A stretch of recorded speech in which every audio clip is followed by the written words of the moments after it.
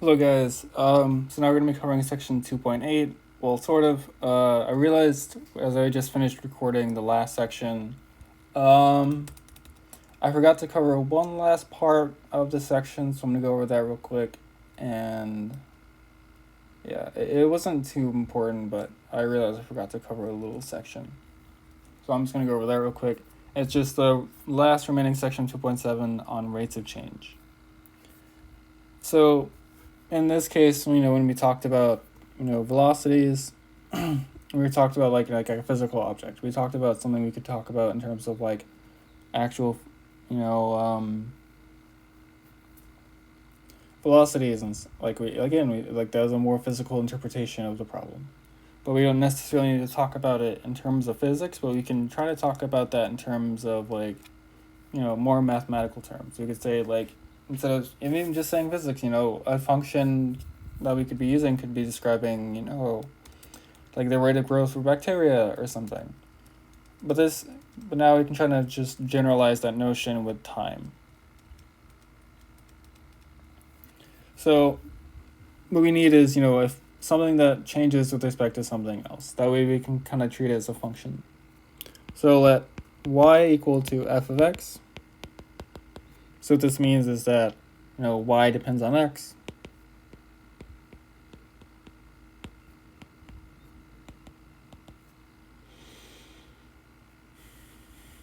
If x changes from, if x goes, changes from, x1 to x2, they may say the change in x.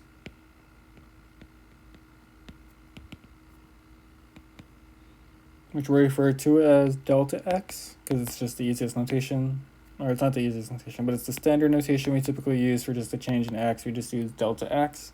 So it's x2, so your final point minus your initial point, x1. And the corresponding change in y,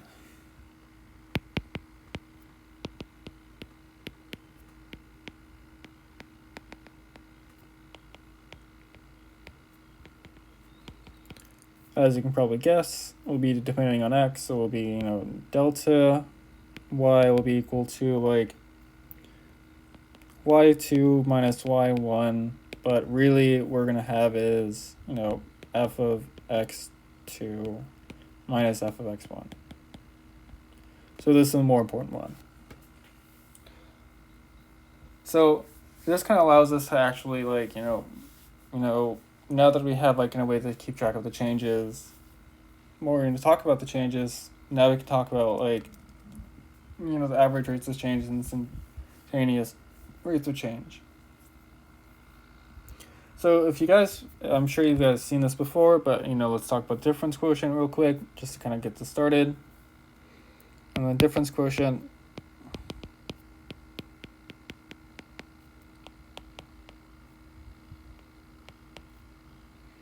hopefully I'm spelling quotient right. That will be, delta y over delta x. So it's a change in y over the change in x. So it will be f of x2 minus f of x1 divided by x2 minus x1.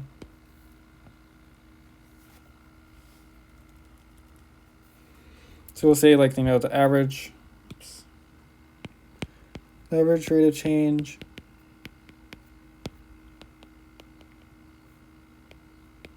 of y with respect to x. Just means like depending on x, let me say over the interval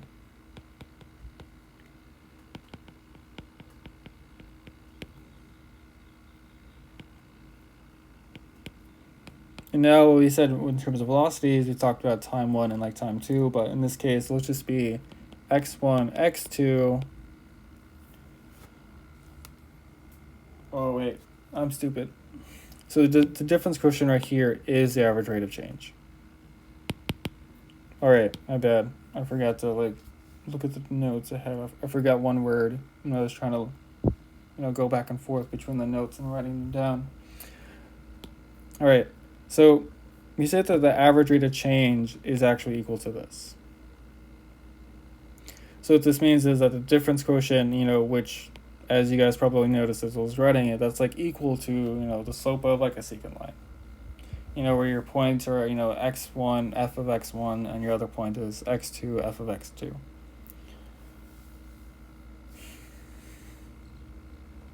So again, when we talked about the average rate of change, we can talk about what happens if we get, smaller and smaller intervals, and we said that was equal to like, our velocity. Like if our average velocity got smaller and smaller over a certain time interval, as we, what did the average velocity do as we got to smaller and smaller time intervals, and that approaches instantaneous velocity. So the same idea here.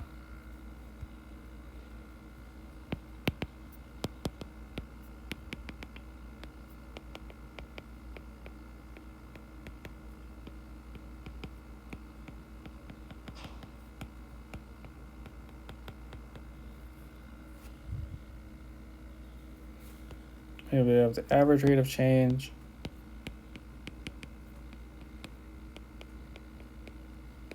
The average rate of change will begin to go towards the instantaneous rate of change.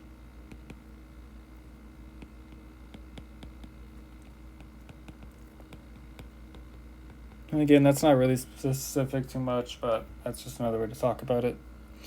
But if you want to talk about it in terms of limits, try to formalize again what the instantaneous rate of change is.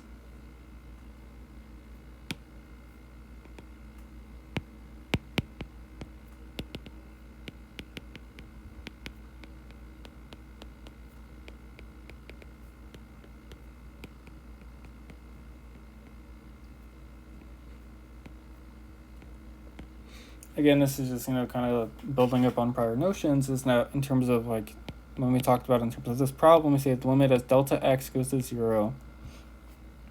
And again, this is just a way of saying as our time interval gets shorter, because that's going to be our change in x. But as our time interval gets shorter, or as our intervals get shorter, we're doing the limits of the difference quotients now, so we limit of delta y over delta x. That's a bad one. All right.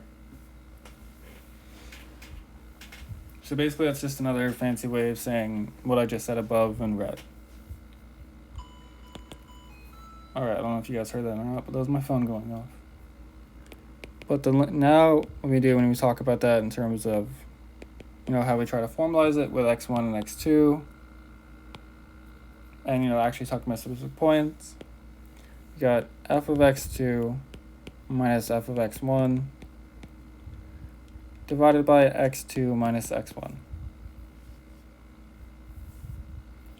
If you remember though, that's a derivative, so that's actually equal to f prime of x1.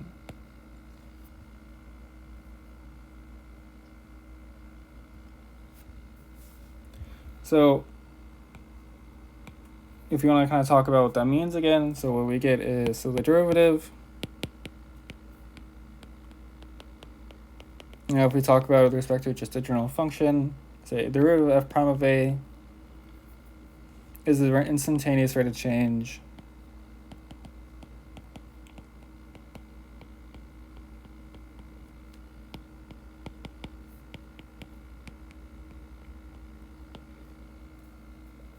of y equals f of x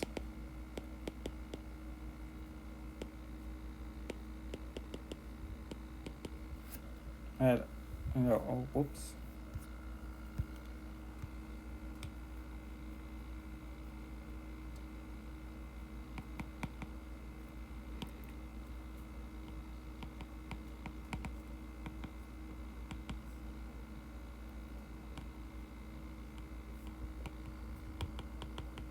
All right, so it's a lot of words.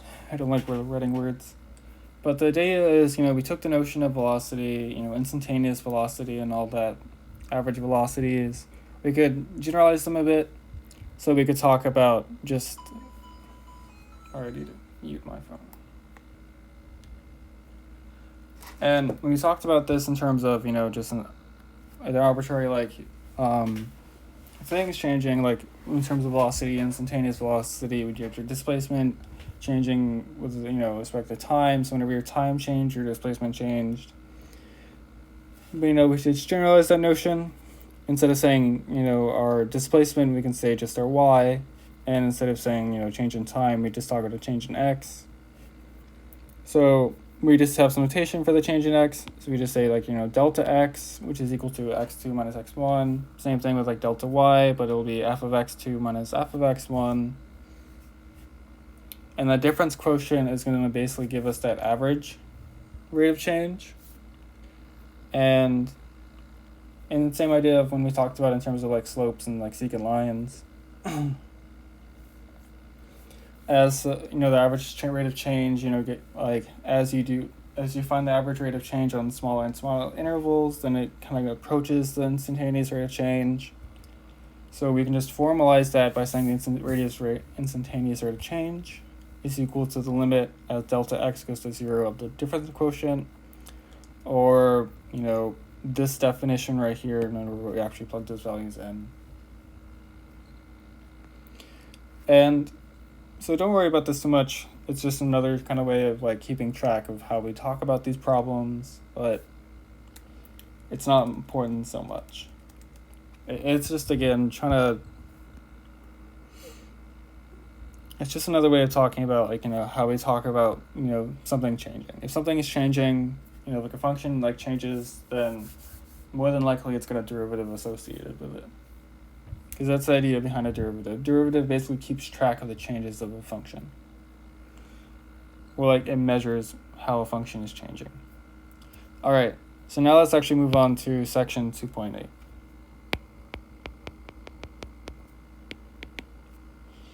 And now in this section, we're going to be doing is, what we just talked about above here is that we talked about the derivative at, f prime of a. So this means at a specific point.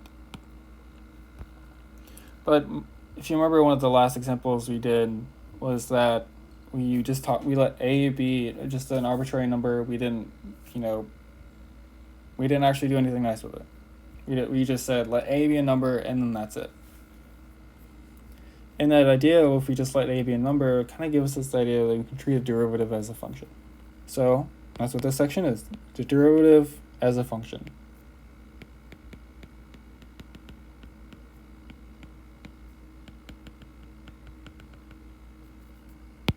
All right. So this is a quick reminder. So we said the derivative at a function, well, the derivative of a function f at a number a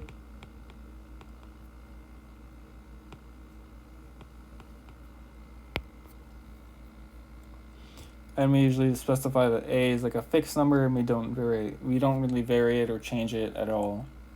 It's going to be f prime of a is equal to the limit as h goes to 0 of f of a plus h minus f of a divided by h. Remember, that's the same thing as a prior definition that we used before, limit as x goes to a instead, but we usually prefer this one. All right, so if we look at this notation right here, if we look at a, a is just an arbitrary fixed number, and we get the derivative as a function of a, as something that depends on a.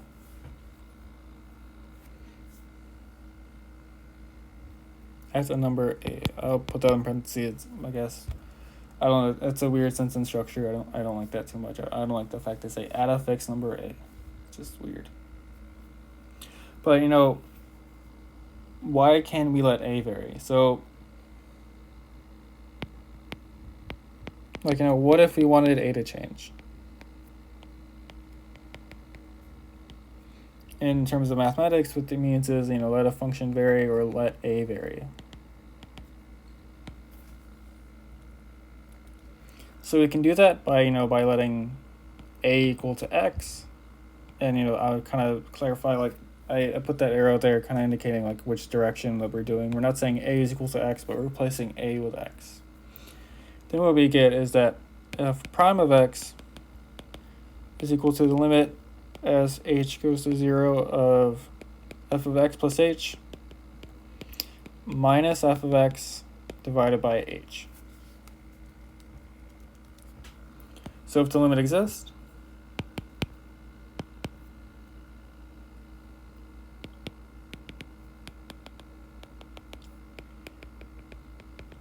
we say that f prime of x as the y value corresponding to x.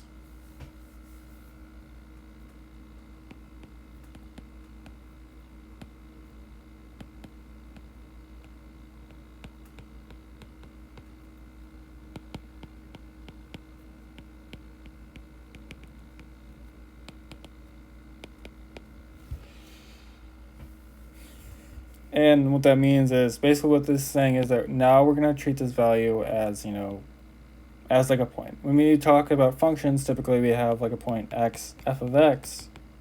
But now what we're saying is that now this right here will be x, f prime of x. That's basically what that's saying. And now because we're doing this,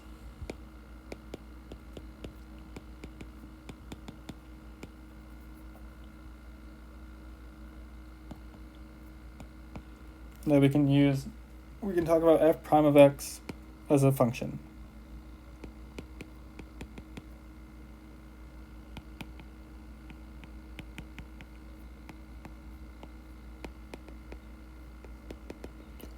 And the reason why is because we had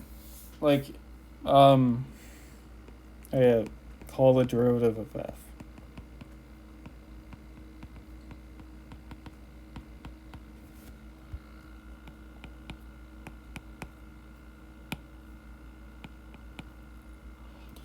All right, so the reason why we're doing this is because if we talk about a derivative, there's no reason to associate it with a function just yet. I mean, it is associated with a function, but we don't necessarily have yet that it can be treated as a function, Like here we just said, here's a function, we did something with it, and we got this. And we don't need to say, that new thing that we got was the derivative, the new thing that we got, we said is the derivative, but there's no reason to treat that as a function just yet. There's no reason to say that's a function. There's no reason to have the derivative, that prime notation being a new function. But, if we say this right here, if we just say we take the derivative of an arbitrary point A, but now instead of calling it A, we just call it X. And then we say now what it really have is like this point right here would be like x, f of x, and this would be like x, like this. Then that right there actually can be treated like a function. And that's the idea, is that we basically just take our x, to be as a, just a normal variable, and that we just plug that into a function, and the function is going to be described as f prime of x or whatever. So this is a bit weird so far. Hopefully it kind of makes sense. It's weird to explain, mostly because it's just it's more just formalization. It's more about how can we talk about something technically or formalize it a bit. But the main idea is we have a function f of x. Now we can find the derivative at a point of it. But now instead of finding the derivative at a point, what we can do is, say, why not just arbitrarize the points? Why not just say any specific point x? And when we do that, we get that the fact that f prime of x is a limit, of f of x plus h minus f of x over h can be treated as a function. And that's basically what all this is saying so far. All right, so let me just get ahead real quick. All right. I'm going to do a quick example of, of how some of these things can kind of change with respect to each other. So, kind of a bit of a spoiler, but not too much. But I'm going to talk about,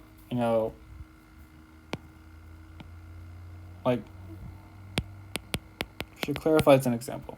I can do an example of, if I give you f of x, what would f prime of x look like? So this will be, this will be f of x, this will be x, this will be 1, 2, 3. we just call this pointer here, right here. So this will go to right here, from here, and here. All right. So this will just be like f prime of x, y.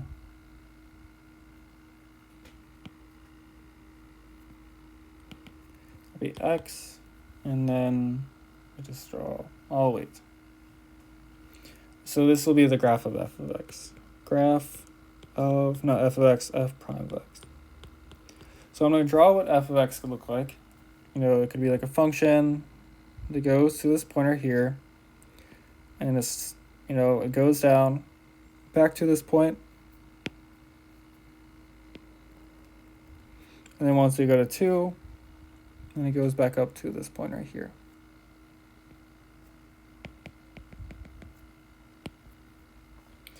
All right, so the main idea is basically like, if we look at the slope right here, the slope right here is basically 0, because it's going to go from like, increasing to decreasing, so it has to basically stop increasing to go to decreasing. And the same thing right here is that, the function had to stop increasing, well, stop decreasing to start increasing.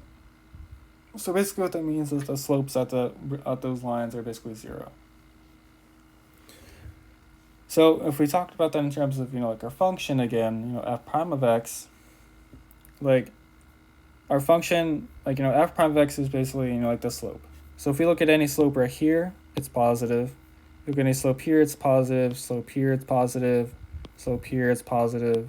And as we get closer and closer to the point, we have positive slopes, which eventually go to 0. So what this means is that, let's just say we call this point 1, and we'll call the next point 2, is that as we follow along the curve, here the slope is positive.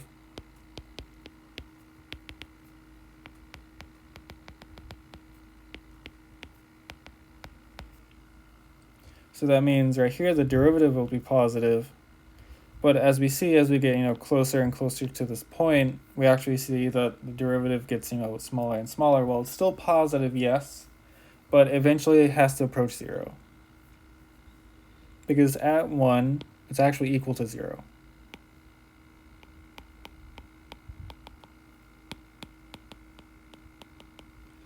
And that's basically the idea of, what the graph of the derivative will look like. That would be like the idea of what f prime of x looks like. It basically is the graph of the slopes. So, as I've been saying, as we go to 1, we still have positive slope, so our derivative will be positive. But then at x equals 1, it stops changing. We have like a horizontal line, and the slope is equal to 0. So that's basically why we get it equal to 0. And then if we look, these values are here, or let's just say we look at this point right here, somewhere in the middle, here the slope is negative. So as a function is decreasing, then that means the derivative is negative. But, even though it's negative, is it, we still kind of have that idea is how negative is it? Is it just close to 0, or is it getting further away from 0? Like, what is that slope doing? And as we see again, as we take the slope getting closer and closer to that new point 2, we have that, as we get closer and closer to 2, that the slope is going to basically go to 0 again, as it's going to go from increasing to decreasing. Whoops.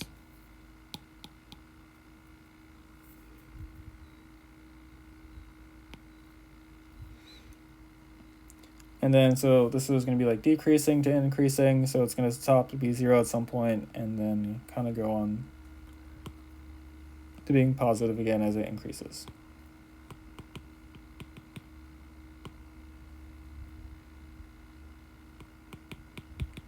All right, so let me just kind of clarify what that means. Let's talk about specific functions. So in this section right here, the slope is positive. I should say slope, I should say, the slope of tangent lines at this point is positive.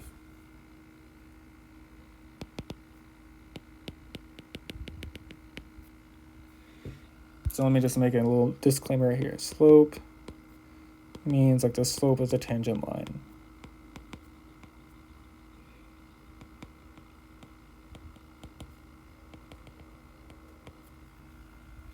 So here the slope is negative.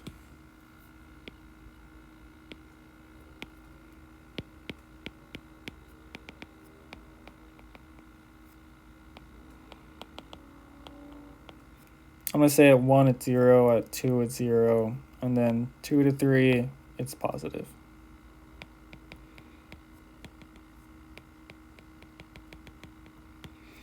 So the way we can draw the graph of f prime of x is just by keeping track of the changes in f. And the changes in f meaning like, the slopes of the tangent lines at all these points. But the idea is if the slope is positive, that means the derivative is positive, so f prime of x will be greater than 0. If the slope is negative, f prime of x is less than 0. And then, if, again, this right here means if slope is positive, f prime of x is greater than 0. So I wouldn't worry too much about this just yet, but this is kind of the idea, is that when we look at a graph of the function f of x, the way we draw the graph, or of f prime of x, is by plotting this tangent line, the slopes of the tangent lines, or like the instantaneous rate of change of like x at all these points. So there's a variety of ways we can talk about it, but let's do an example real quick. But let's do an example where, like a more concrete example, when we actually talk about like a function. So, example.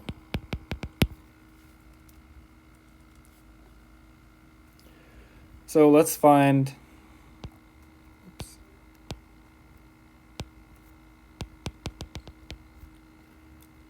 f prime, given that, f of x is equal to x squared minus 4x. All right, so remember the definition of a derivative. It's going to be f prime of x is equal to the limit as h goes to 0 of f of x plus h minus f of x divided by h. So all we have to do is just plug that in. It's going to be x plus h squared minus 4 times x plus h. Because remember, that's what that x plus h means, is that we plug it everywhere we have an x, because this is like x squared minus 4x. And then minus, then x squared minus 4x divided by h. Oops. Love when that happens. All right. So now let's keep going. So I'm just going to expand everything out. We have the limit as h goes to 0. So we'll have, let's see if I can write it all at once. We have x squared plus 2xh plus h squared, which is going to be this term right here. Then minus 4x minus 4h minus x squared plus 4x. So all I'm doing again is just kind of simplifying. So then the x squareds will cancel, because here we have x squared minus x squared. Here we have negative 4x, positive 4x. And on the bottom we still have h. So limit as h goes to 0 is going to be 2xh plus h squared minus 4h divided by h. And now we can, cancel out that h. So here, this will be like h to the 1, h to the 1, so cancel. This will be like, h to the 1 now. This will cancel. So it's going to be 2x plus h minus 4. And, no longer divided by h because we canceled that out. And now, this is a continuous function with respect to h. Like the fact we have an h in there doesn't matter, but the idea is here we're letting h go to 0. This is like a polynomial in terms of h if you want to talk about it like that. But here we can just plug in h equals to 0. Then we get just 2x minus 4. And that's going to equal to our f prime of x. So it's not too bad. You know, we just take a function f prime of x, or we take a function f of x, we get x squared minus 4x, plug it into the, you know, the limit of the limit, you know, like the limit definition of the derivative, you know, plug it into the limit, and just evaluate it. It's kind of just going off of definitions. So it's not too bad, as long as you remember this, like, you know, as long as you remember that definition, you know, f prime of x, and again, you could use the other one you want, the limit as, you know, it also would have been fine to do, you could say x goes to a, and then use the f of a instead, but we usually prefer the limit as h goes to 0. This one right here, that way we don't need like 2 points, we just need 1 point plus another point a distance away h, or h distance away. So again, this is just going to be more examples of like finding these derivatives. So let's just do another example. So let f of x equal to the square root of x. I want to find f prime.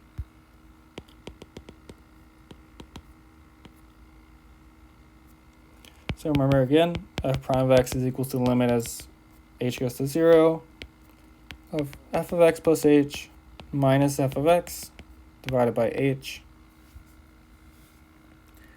And that's going to be equal to the limit as h goes to 0 of the square root of x plus h minus the square root of x divided by h.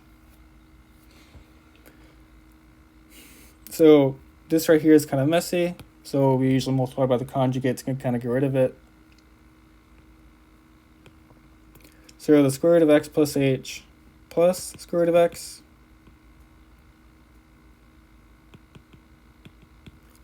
divided by the square root of x plus h plus the square root of x, because we're going to get rid of, you know, all the radicals up top, so we multiply the conjugate with respect to that.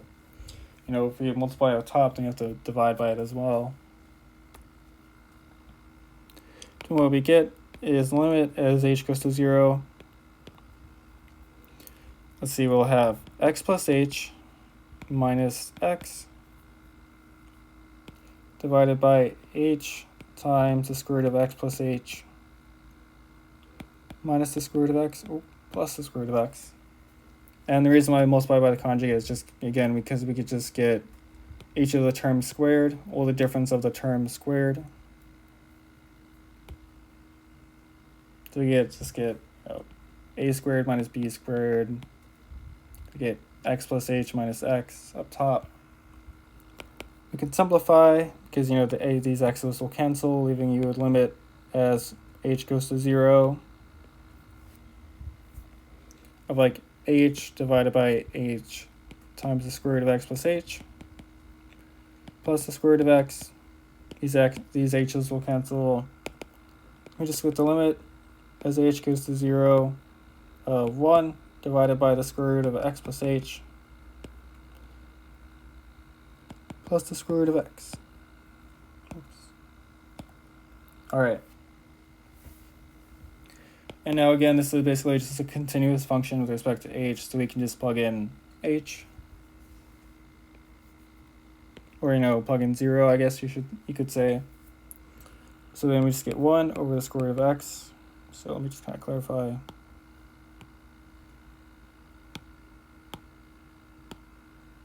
Just plug.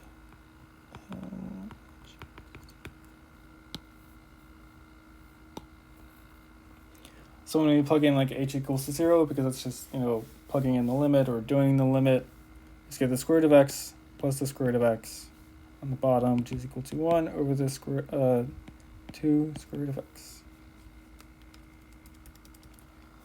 All right. So this is a little weird. I wouldn't worry about this, like, you know, too much, because basically what this is just again, just, knowing that f prime of x is equal to the difference quotient,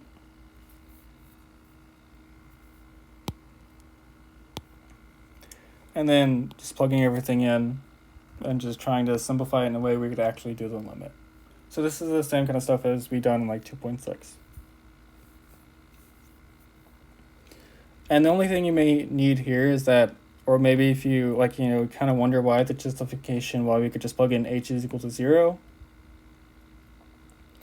is the reason why is because if you imagine these limits, you can imagine it as x is constant and then h is your variable.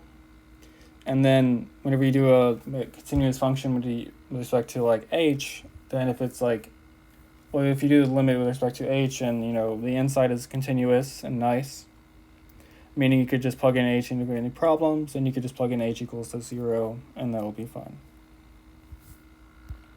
And if you need some like extra help in kind of explaining why, we could just like plug in h equals to 0. Like if we plugged in h equals to 0 here, we just get 0 divided by 0. And that's the idea behind these limits, is that if we plug in, 0 over 0 to begin with, then we usually have some issues. And that's why we kind of simplify it in a way that when we plug in h equals to 0, we actually get something that's not of indeterminate form. All right, so again, this isn't so bad. This is basically just like, again, just plugging things into the definition of the derivative and then just evaluating the limit. So, when we talk about derivatives, there's like many different notations that we could use. And a lot of the notation depends on the environment that you're using, like the situation you're using in. So let me just talk about the different notations.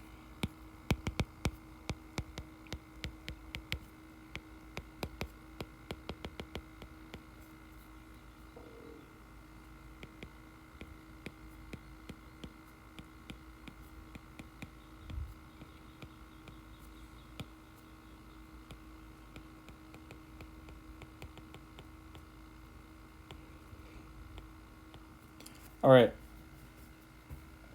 So let's just say if y equals to f of x, let me say the limit exists or like the derivative exists, otherwise it's kind of meaningless. We'll say, like f prime of x is equal to y prime, or you could say this is equal to dy dx. And this kind of comes from, the change in y over the change in x. Basically, as you get this to get smaller and smaller, that this would be approaching dy divided by dx. Well, but dy dx. And when I treat this, I want to specify this is not a fraction, so it cannot be treated as a fraction.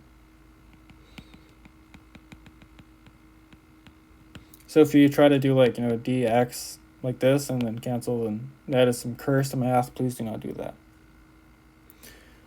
But the idea behind this notation is that we talk about the change in the top with respect to the change in bottom. So we could also arguably say, df dx. And, or if you want to talk about it in terms of some other notation we use is like f of x. We could say d of dx, f of x. And what d of dx means, to take a derivative with respect to x.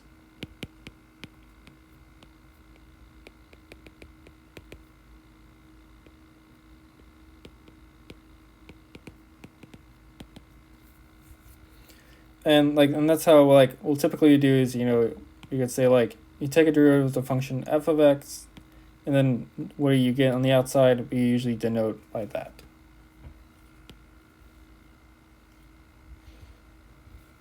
And we could also use this, you could say a capital D of f of x, or the very last notation you would use is d subscript x f of x. The most common notation we're going to be using is going to be f prime of x and dy dx, and possibly this right here. This one will show up sometimes, but not as common as the other ones. This right here is just an example of notation we might use, but it's not. But it's typically used in other environments besides calculus. because this right here means like Calc 3 level stuff. Like you would say like, dy of like f of x y. That way your function is of two variables, but that's typically where that notation kind of comes in. Dang it, I typed an L again. All right, so the reason why we talk about it like this is because, and just to kind of clarify is that this right here, this means to take a derivative with respect to x. So if you want to indicate, the derivative at a certain value,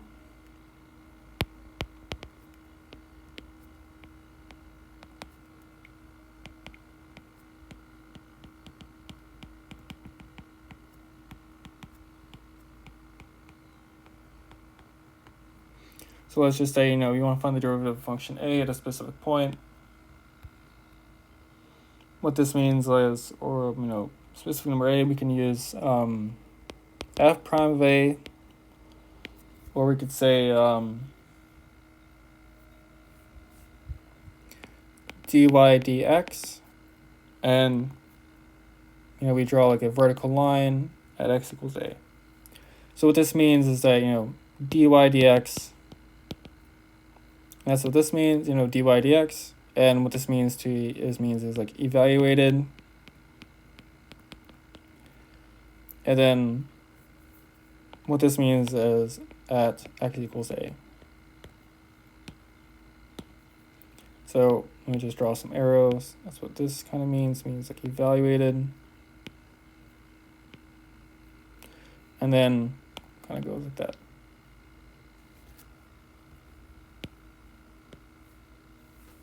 And that's typically how I read that. It's just that's the idea being portrayed.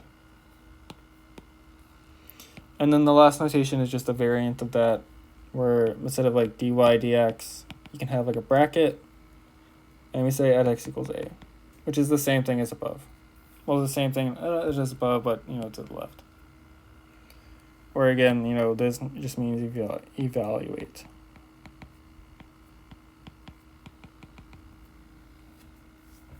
So that's just some like standard notation that we use sometimes. Typically you see these kind of notation, like this is kind of common, but usually typically see this.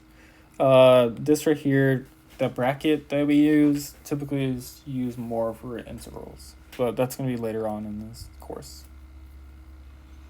All right, let me see if I can just delete. All right, cool. So now that we have like different notations for the derivative that you guys kind of are aware of now, let's kind of try to generalize it a bit more now. Now let's try to talk about, let's see, let's try to actually talk about functions now. Because, when we talked about like continuity, we said like you can be continuous on the interval. Because we started off from a point and we generalized that to be like an interval now. So the same idea with the derivative. But there's one kind of technical thing about derivative. So let's start off, kind of clarify what I'm talking about. You're going to use the definition. Say a function f, say is differentiable at a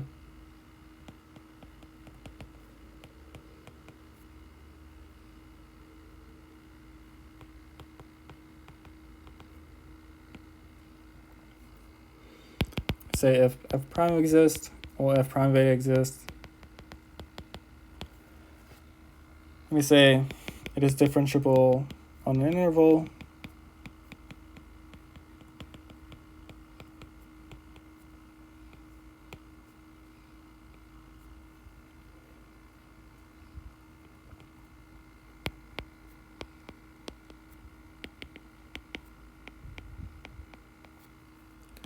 So just stop right here real quick.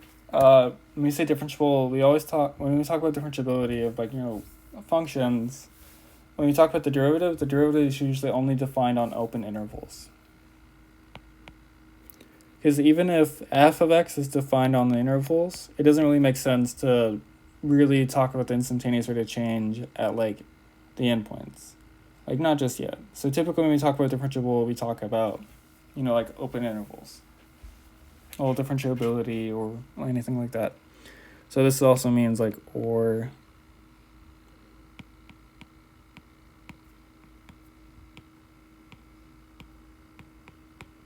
So basically that means including going from a to infinity or negative infinity to b as well.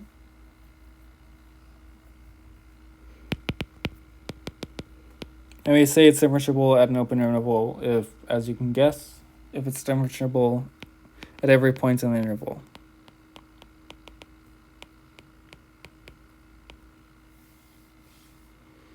Or not at every point, but every number in the interval.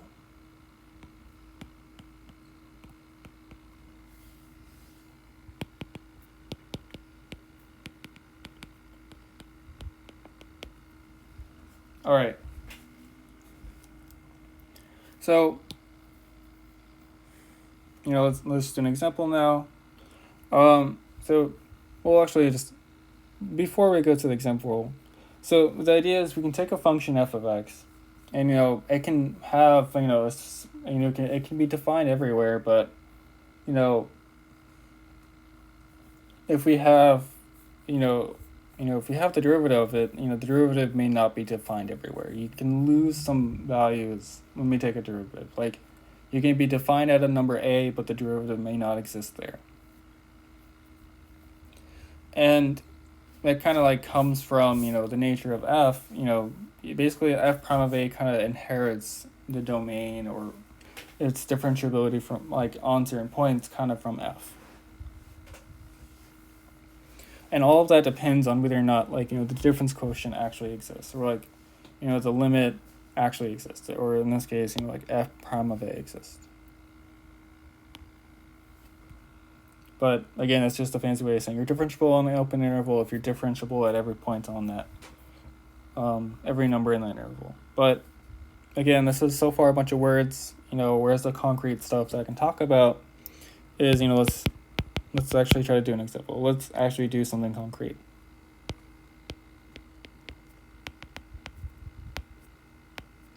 So let's do, where is f of x, which is equal to the absolute value of x, differentiable?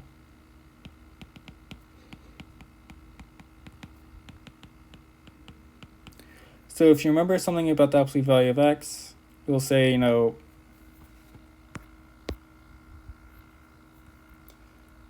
it's defined to be like a piecewise function. So this is equal to 1, x, negative x, and this will be like if x is less than 0, if x is greater than 0.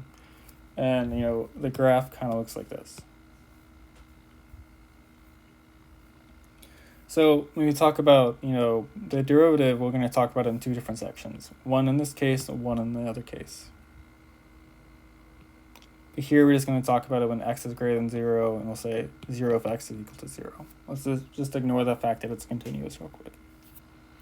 So where is f of x equals absolute value of x differentiable? So we're going to do two separate cases, and this is going to be motivated behind the idea of the graph. So this will be x is less than 0, and this will be x greater than 0. And then, so the first case is going to be whenever x is greater than or equal to 0. Well, not greater than or equal to, but x is greater than 0. And the reason why is because when x is greater than 0, we just get x. So if x is greater than 0, then we have the absolute value of x, as kind of like the pointer here is equal to the absolute value of x. Well, not equal, but the absolute value of x is just equal to x. So as h goes to 0, x plus h will be greater than 0. Let me rewrite that. Goes to 0.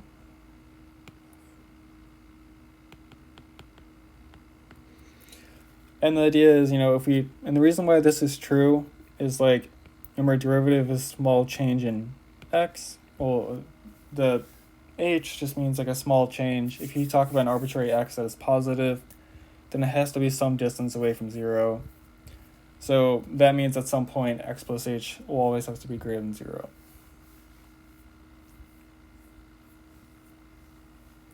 or, we just get the fact that, x plus h is greater than 0, and it's kind of just by definition. But, let's keep going now. I wouldn't worry about this too much, but just know if x is greater than 0, then x plus h will be as well. So we get f prime of x is equal to the limit as h goes to 0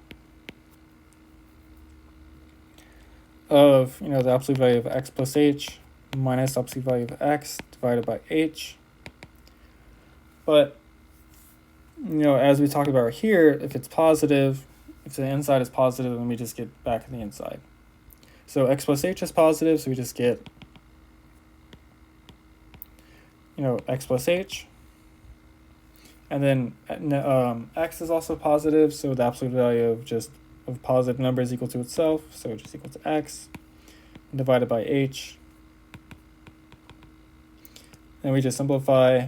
These x's will cancel, leaving you just h over h, which is just equal to 1.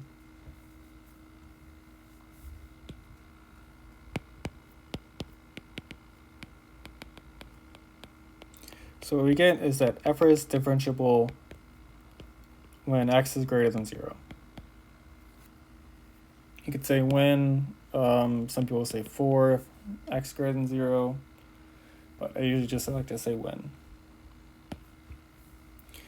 All right, so just to go over real quick, just to make sure it's clear. We separated the case into the absolute value of x into two different cases, whenever it's positive and negative. And if it's positive, then the absolute value of x is greater than or equal to x. And therefore, when we do x plus h, we can kind of just assume it's positive. And then we just, evaluate the limit using just the properties of the absolute value. And then the second case, case 2, it's meaning that x is less than 0, because, if it's positive, then it could be less than 0 as well. So then if x is less than 0, then absolute value of x is equal to minus x, which again kind of refers to the piecewise definition of the absolute value of x. So then whenever we have h going to 0, we can assume that x plus h is less than 0. We don't really need to assume that, but again, it just kind of happens as you take the limit. So thus, we get, let's see, for f prime of x is going to be, this is whack. All right. Sorry, I need to take a breather for a second. All right. So again, we're doing the same thing as above. We want to find where f prime of x is differentiable. Now we did the case where x is positive, so now it's going to do when it's negative. And, we have all the setup before of x is less than 0. The absolute value of x is equal to negative x. So we have as h goes to 0, we get, it kind of follows that, x plus h will be greater than 0. Okay, I think it was and so, yeah. And h goes to 0, so x plus h will be less than 0. All right. Sorry. It's a bit more technical in the details to kind of do this one right here. But the idea is, we just try to keep things close to each other. And if you're close to a negative number, then you're also going to be negative. But, now let's actually find the derivative now. So f prime of x is equal to the limit as h goes to 0 of absolute value of x plus h minus absolute value of x divided by h. So the limit as h goes to 0. Remember that these are negative now, so x plus h is a negative number. So now we can just do the negative of x plus h minus the negative of x, because x is also negative, and then divided by h. And this will be equal to the limit as h goes to 0 of negative x minus h plus x divided by h. These x's will cancel, leaving just negative h over h.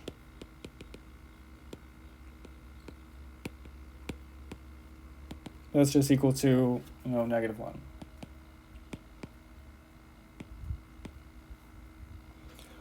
All right.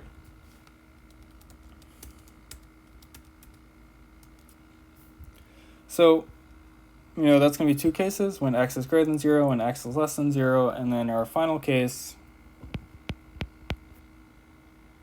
case 3, is going to be when x is equal to 0.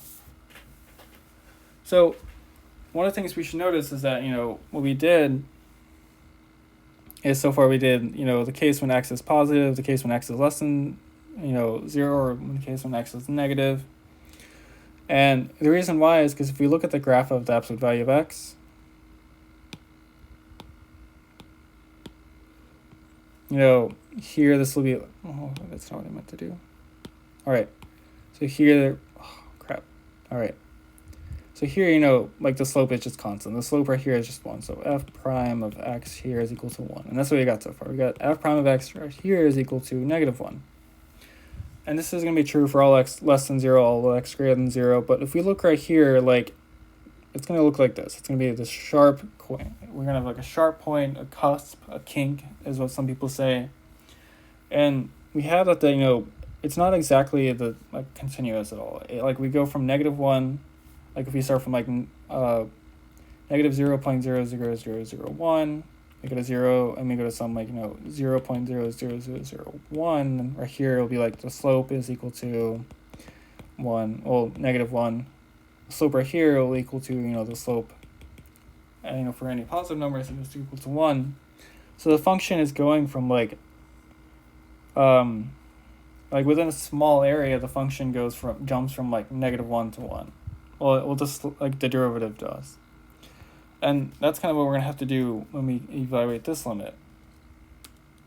Or when we try to find out if f is differentiable at x equals to 0. So in order to verify it, we can do the left and right hand limits. So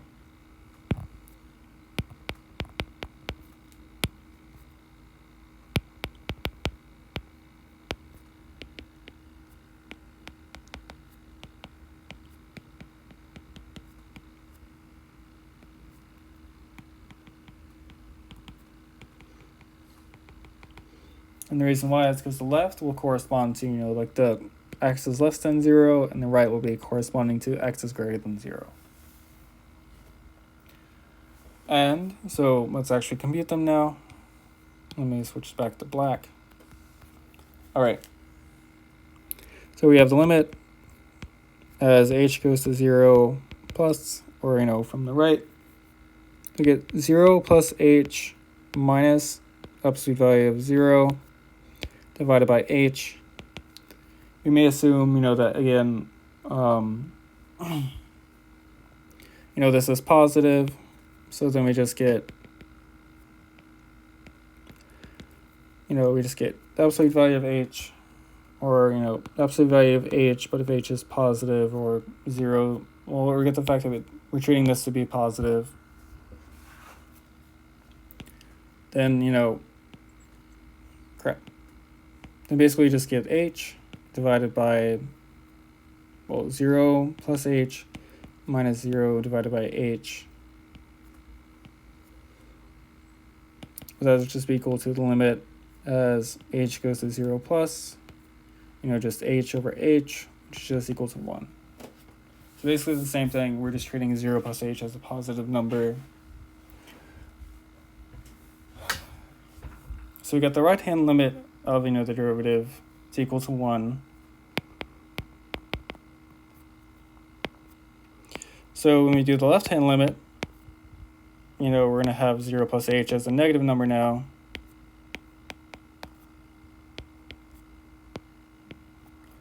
So that'll just be equal to the limit as h goes to 0 from the left of negative 0 plus h minus 0 divided by h, which is equal to the limit as h goes to 0 from the left.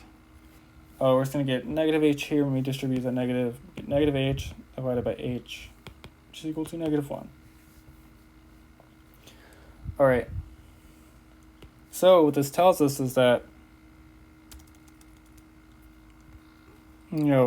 f prime of 0, which is equal to the limit as h goes to 0 of 0 plus h minus absolute value of 0 divided by h, the overall limit does not exist. Well, okay.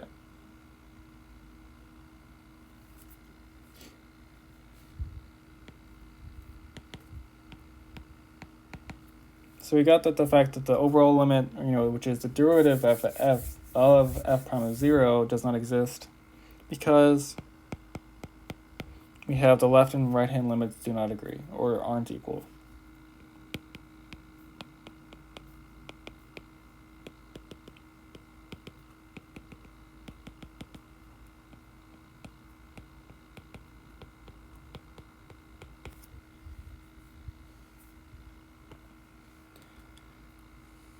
All right. So what does that mean in terms of f prime of x? So we had in the first case, when x is greater than 0, we got f is differentiable for x is greater than 0 and is equal to 1. So it's equal to 1 when x is greater than 0, and whenever x is less than 0, we had that, the same thing, it was differentiable there, and we got the derivative is equal to -1. And then, again, at x equals 0, we got the limit doesn't exist, so that's going to be our derivative. F prime of x is equal to a piecewise function, and it's going to look like this.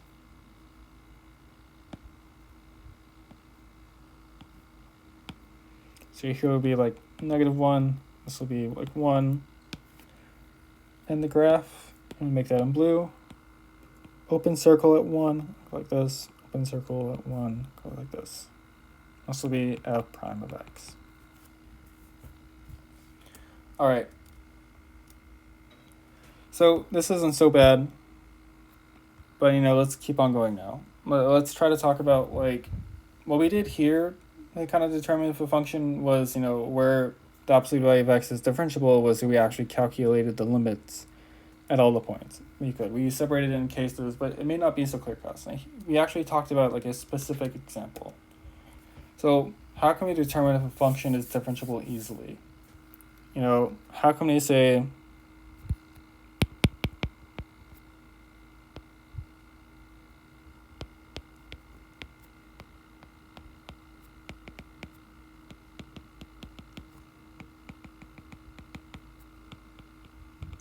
how can we say that, how do we know if f prime of x exists, like, easily, like, or how do we know? How can we determine? My bad.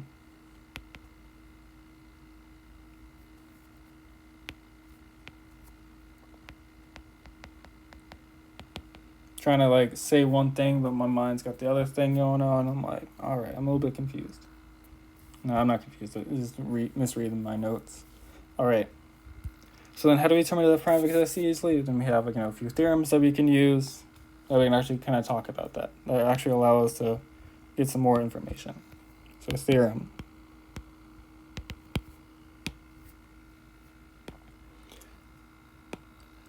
This one's like pretty easy. If f is differentiable,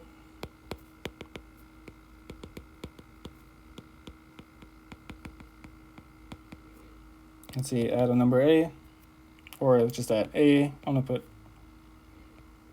if I put a in quotations, it just means it specifies a number, then it's continuous at a.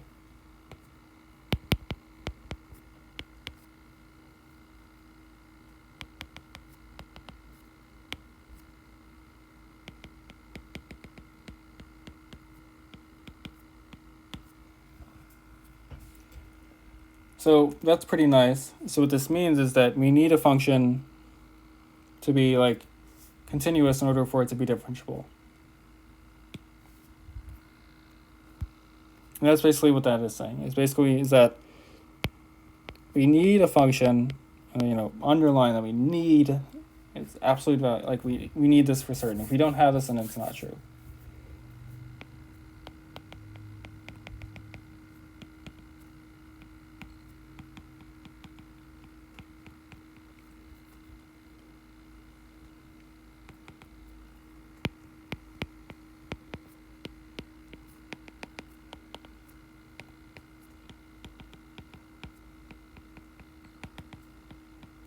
All right, yeah, so again, that means if a function's not continuous and it's not differentiable. But continuity is not strong enough. But, it's basically one of those conditions that's like, okay, well, it's necessary, but it's not sufficient. So it's not strong enough, so that's just, think real quick. So we need continuity, but not necessarily strong enough.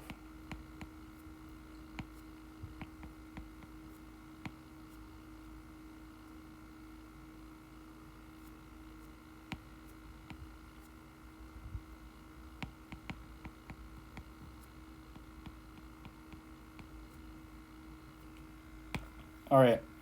So what I mean by, the last example, what I mean by that is we can kind of talk to about, we can kind of use the last example to show why this is not true. Why continuity is not, cannot guarantee it. So if this was like f of x, which is equal to the absolute value of x, then, this is what f of x, then this is what the absolute value of x looks like. Pretend that's a straight line, whatever. So this will be x, this will be y. If you remember what I drew the graph of, f prime of x, remember that it was open circle at 1, open circle at -1, and then this goes this way and this goes that way. So, it was continuous and nicely defined here, but it wasn't continuous here. So it's continuous at 0, but this is not differentiable at 0.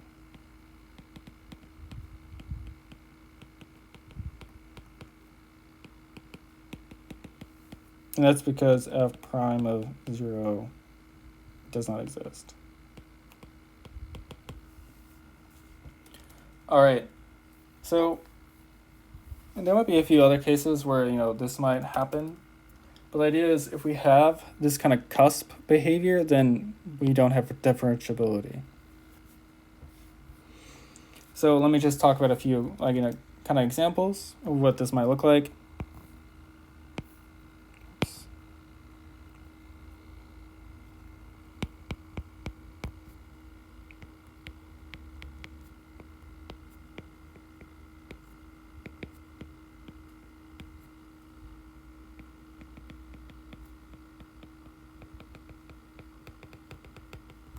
All right, so just a few cases.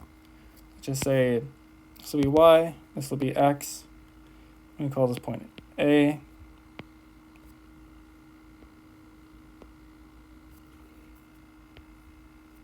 All right, so this will, in this case where you have, cusp, or you could say cusp, or like kink or whatever you want to call it. But the idea is, it's basically a cusp, or, some people say corner. The idea is that we have a sharp point and it's going to be failing, the derivative will fail to exist at that point. So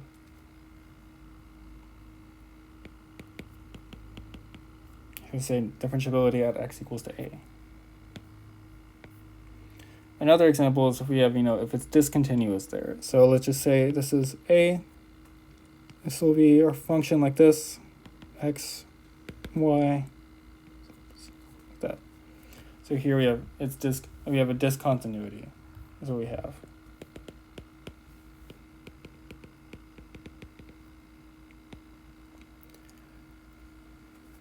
Oops. So here basically that means that the function isn't continuous there, so it fails to have a derivative there. In the last case, which is a bit more, it's a bit weirder, but let's see if I can draw it.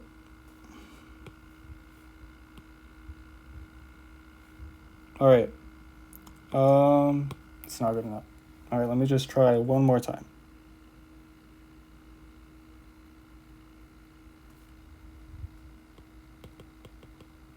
So what's happening here is that if it's not necessarily clear, but let me just kind of draw it in red, is that if we look at this point right here,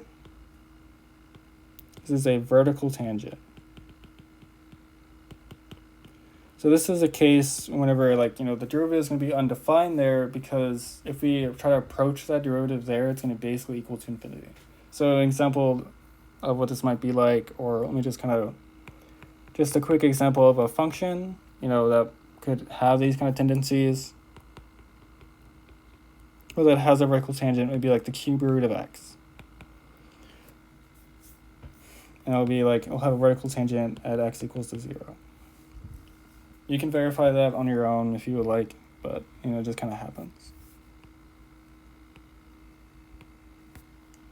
It's just an example of a function with a vertical tangent. All right, so now all we have to do now is just talk about higher derivatives. Because, if f prime of x is nice enough, then maybe, if we talk about a function, we talk about its derivative. But if its derivative is also a function, why can we not take the derivative of a derivative? So then that's going to be our last thing that we're going to cover is higher derivatives.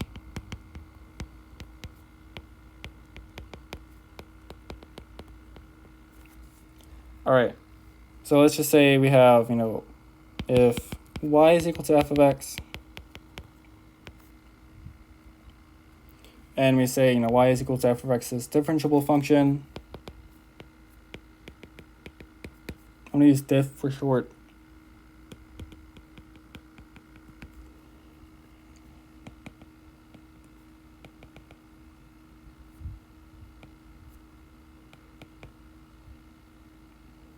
Okay, yeah. Okay, sorry. I need to make sure I know what I'm saying before I write it down. So if f of x is a differentiable function, then f prime of x is also a function.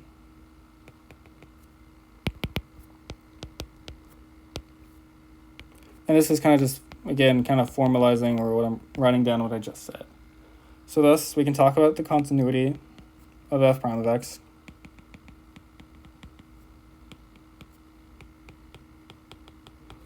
And we can also, in fact, talk about its derivative.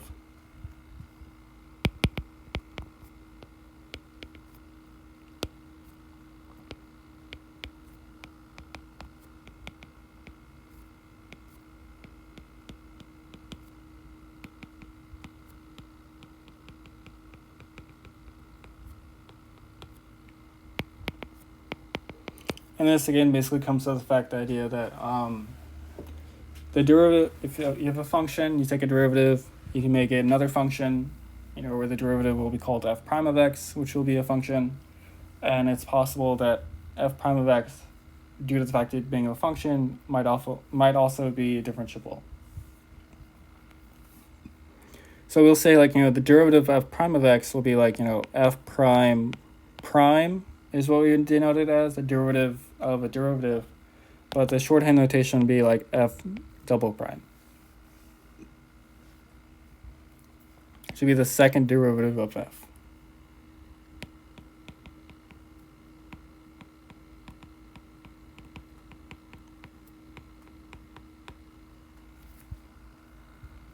So notationally, we can write that in a few different ways. We can write, kind of like similar to what I did right there is, f prime of x. But that's, equal to f double prime of x is what we would say. Instead of writing this awful notation, we just write two primes.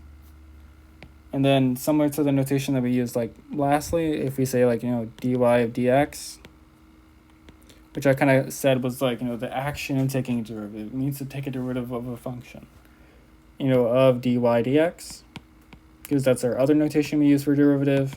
But that will be equal to d squared y over d squared, well, dx squared, I should say.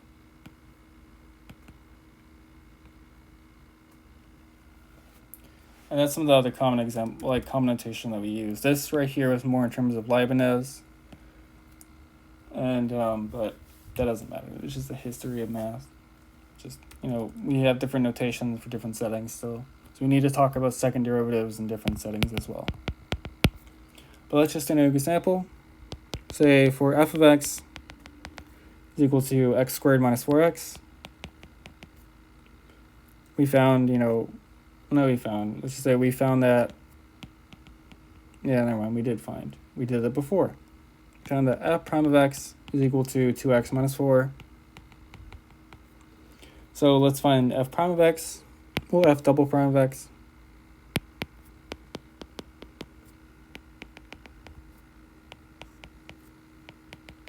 And this notation is the one I'll be using because it's standard. It just gets a bit trickier whenever you're taking about like the nth derivative. But let's go ahead and find f double prime of x. So remember that it's just, f prime prime. So whenever we do the the derivative of that, we have to do the derivative with respect to the when we do like difference quotient, limit as h goes to 0, instead of doing f of x, will be f prime of x plus h.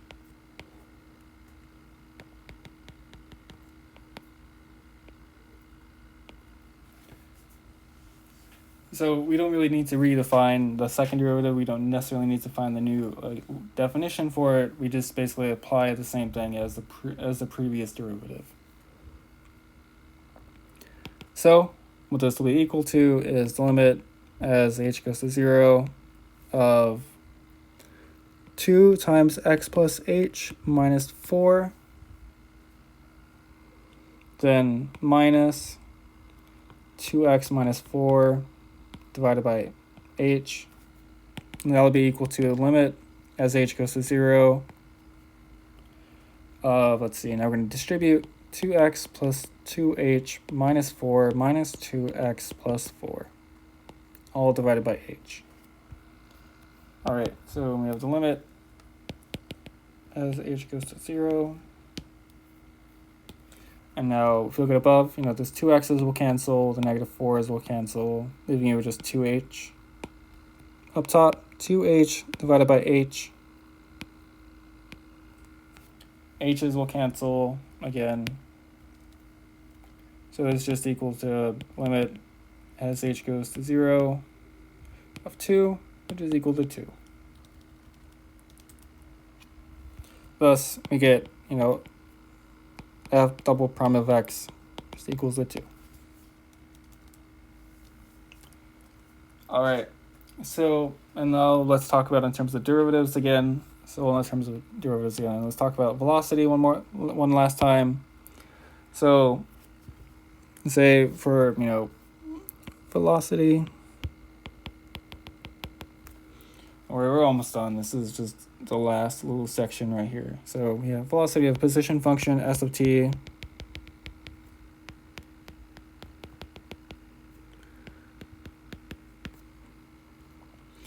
and we define the velocity function called that v of t will have those properties, that v of t will be equal to s prime of t. Or this is where we kind of use the more notation of like the other notation that we use is ds dt. Is also pretty standard.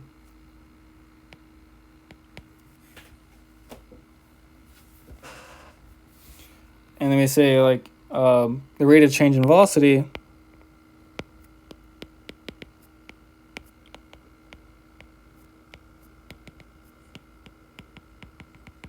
which is acceleration. Acceleration, yes. Whoops.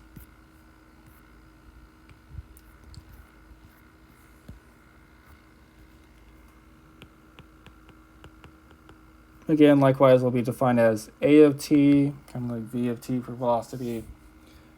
Will be defined as, a of t, which will be equal to v prime of t, which is equal to s double prime of t. So it's equal to d squared of s dt squared,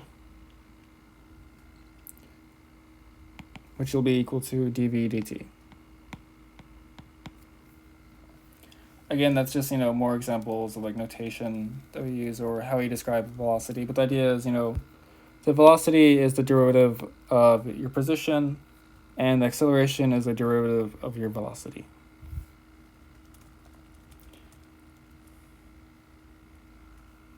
So now let's just keep going. So more derivatives. If we get to of higher order, So the last ones we're going to be doing is like we say that, you know, the third derivative will just be like, you know, y triple prime is what you could say. You could just say the third derivative. So this would be like the derivative of the second derivative of x, which again we write as just the triple prime of x, which is equal to, you know, the derivative of the second derivative. And or this is a bit confusing, but the idea is we kind of want you to get the idea that anytime you take a derivative, you might get a function back. And so you want to be able to properly write down how do you take, you know, derivatives where this happens, or how would you even write that down? So it'll be d cubed y, or, you know, third derivative of dx cubed. All right, so that'll be for the third derivative. And now for our final one is called the nth derivative. We usually denote that by f to the n of x is equal to y to the n equal to d to the n y dx to the n, just means, and the nth means nth derivative.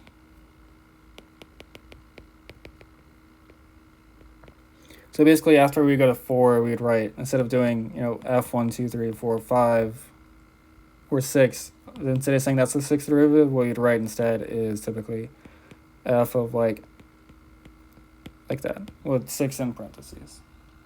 All right, but that's our final little section right there. Sorry this took a while. This is a lot to kind of cover, and it's a lot to explain especially, but I hope you guys follow along pretty well. Like, comment, and subscribe. Also, sorry I missed the section above, but all right. Thank you for watching.